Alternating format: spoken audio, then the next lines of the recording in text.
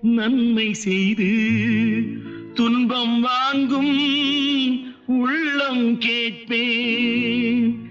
ஆட்டுவித்தால் யாரொருவர் ஆடாதாரே கண்ணா, ஆசை என்னும் தொட்டிலே ஆடாதாரே கண்ணா.